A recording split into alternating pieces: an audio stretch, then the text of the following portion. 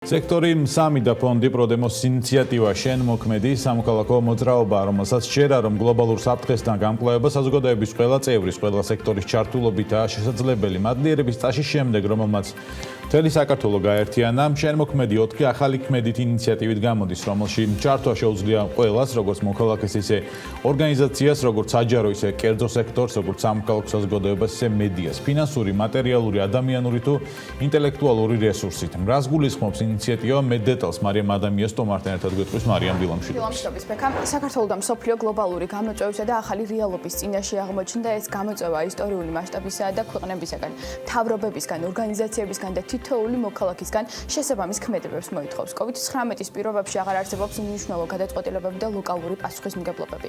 ბოლო რამდენიმე თვემ გვაჩვენა, რომ ერთი ადამიანის ერთმა ქმედებამ შეიძლება მთელი სამყარო შეცვალოს და ახალი გამოწვევების დაძლევა მხოლოდ ერთად და ერთიანობით არის შესაძლებელი. სწორედ ამ იდეის გარშემო გააერთიანა და შენმოქმედი სამოქალაქო მოძრაობა ყველა ოჯახისთვის საქართველოში, ხოლო რას აპირებენ გეგმებზე ქეთევან ჩაჩოვა სექტორის ამის დამფუძნებელი საუბრებს ჩვენთან ახლა პირდაპირ ეთერში.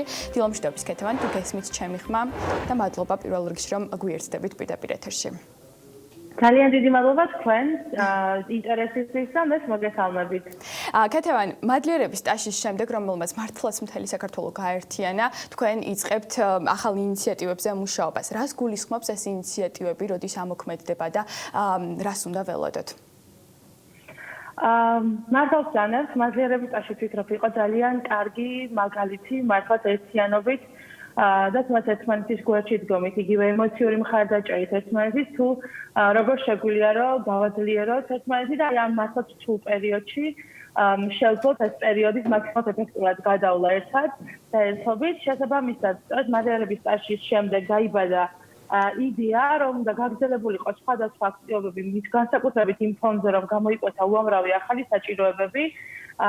მათ შორის გახლავთ ერთ-ერთი პირველი ეს სკოლების შეჩერების შემდეგ იცით რომ სწავლა დაიწყო დისტანციურად და ძალიან ბევრი პრობლემა გამოიკვეთა მას იმ კუთხით რომ აღმოჩნდა რომ ბევრ ოჯახს არ აქვს კომპიუტერი, აღმოჩნდა რომ ბევრ ოჯახს არ აქვს ინტერნეტი, ან შესაძლებლობა რომ გადაიხადონ ინტერნეტის გადასახადი და შესაბამისად ერთ-ერთი პირველი აზრი სწორედ გაჩნდა ის რომ ხელი შეგვეწყო ამ კუთხით იმ ადამიანებისთვის, იმ ოჯახებისთვის, იმ მასწავლებლებისთვის, ვისაც ეს სჭირდებათ, განსაკუთრებით დღეს და ამ პირობებში და შესაბამისად გაჩნდა შენმოქმედი, რომელმაც უკვე რამოდენიმე სხვადასხვა ინიციატივას მოიცვა. ქეთევან, უფრო რომ დავაზუსტოთ, ვის შეუძლია რომ ჩაერთოს ამ პროგრამაში, ვინ უნდა დაეხმაროს ამ ადამიანებს, რა სისტემით მიეწოდებათ ინტერნეტი და კომპიუტერი ადამიანებს და ვის მიენიჭება პრიორიტეტი? კი ბატონო, ანუ საკმაოდ რთულია რა თქმა უნდა არჩევა, მით უმეტეს იცით რომ ჩვენ სამოქალაქო სექტორის წარმომადგენლები ვართ და გვინდა რომ მაქსიმალურად ყველას ავეხმაროთ, იმიტომ რომ იდეა არის სწორედ ის რომ ვისაც სჭირდება იმას დაუდგეთ გვერდში, მაგრამ ესე მოვიფიქრეთ და მივედით იმ დაშტომზე რომ პირველ რიგში მას ვისაც ეს ყველაზე მეტად სჭირდება დღეს, ანუ შესაბამისად ყველა ადამიანს მოვუწოდოთ თქვენს მაყურებელსაც დღესვე შეუძლიათ რომ რეკომენდაცია გაუწიონ, მაგალითად ვინც იციან რომ თავისი შვილების კლასელებს, თავის მასწავლებლებს არ აქვს კომპიუტერი, არ აქვს ინტერნეტი, ამიტომ უჭირს დისტანციურ სწავლებაში მონაწილეობა. შესაბამისად, პირველი ნაბიჯი ეს არის რეკომენდაციის გაწევა იმ ადამიანების მიმართ, ვისაც სჭირდებათ დახმარება და მხარდაჭერა დღეისათვის. შემდგომ უკვე მეორე ნაწილი არის დონაცია, რაც ნიშნავს რომ ეს ის მხრივ თუ გააქვს კომპიუტერი, ლეპტოპი, smartphone, ტაბლეტი, რომელიც მზად ხართ რომ გაუნაწილოთ მასვისაც ეს ძალიან სჭირდება.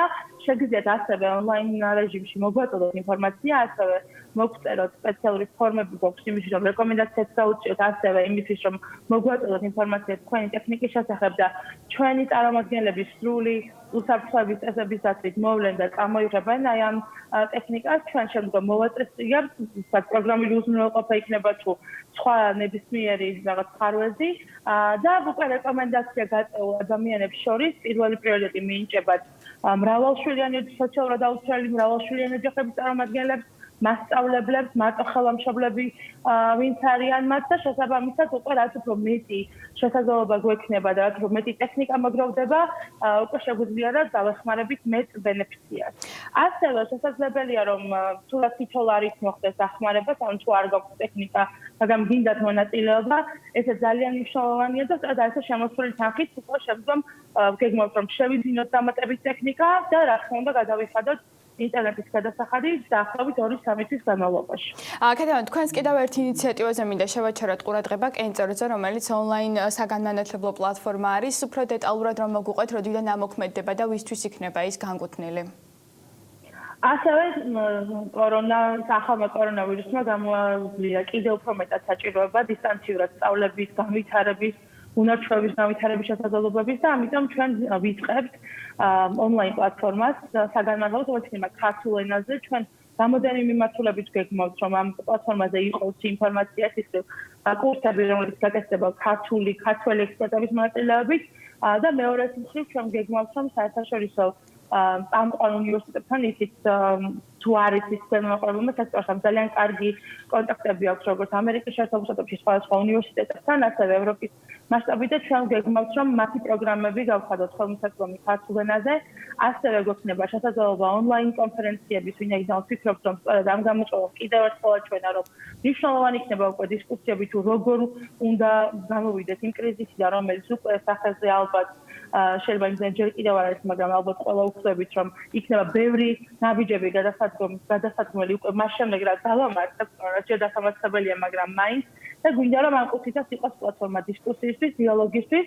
ამავდროულად ჩვენ ეხლა გვაქვს ეს იქნება ყველასთვის ხელმისაწვდომი აღნიშნავ, უკვე დავიწყეთ მუშაობა და იმედი გვაქვს რომ დაახლოებით 6 კვირაში, 2 თვეში უკვე შესაძლებელი იქნება რომ ნებისმიერ დაინტერესებული ადამიანი ჩაერთოს საკუთარი სახლიდან და მიიღოს უმაღლესი ხარისხის განათლებასთან ჩლომას სრულიად უფასოდ.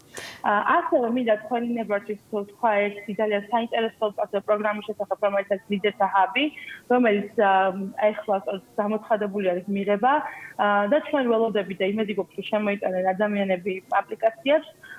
რა თქმა უნდა, ადაპტირება განიცადა პროგრამამ და უკვე ვეცდებით რომ ასევე ონლაინ რეჟიმში წარიმართოს პირველადი მნიშვნელოვანი კომუნიკაცია იქნება, შესარჩევი ეტაპი და ასე შემდეგ და ეს არის ჩვენი ქსელი, რომლითაც მომავალ ახალგაზრდა ლიდერებს ვაძლევთ შესაძლებლობას რომ განვითარდნენ და იმედი გვაქვს რომ სწორედ ესეთი ახალგაზრდა ლიდერები იქნებიან სათავეში იმისთვის რომ ეს გამოწვევები ერთად და ერთობლივად ერთმანეთის მხარდაჭერის დავძლიათ. ძალიან დიდი მადლობა ქეთევან, მე მაყურებელს შევახსენებ რომ თქვენი კიდევ ერთი ინიციატივა გულისხმობს Game of Homes, ეს არის Facebook ჯგუფი, რომელიც თვითიზოლაციაში მყოფ ადამიანებს ეხმარება დროის საინტერესოდ გაყვანაში და ასევე მცირე ბიზნეს გაყიდვების მიმართულებითაც ეხმარება და უზრუნველყოფს მათ განვითარებას ძალიან მძიმე პერიოდში. ეს იყო ქეთევან ჩაჩავა, სექტორის 3-ის დამფუძნებელი და დარწმუნებული ვარ, ეს ინიციატივები კორონავირუსის შემდეგაც გაგრძელდება.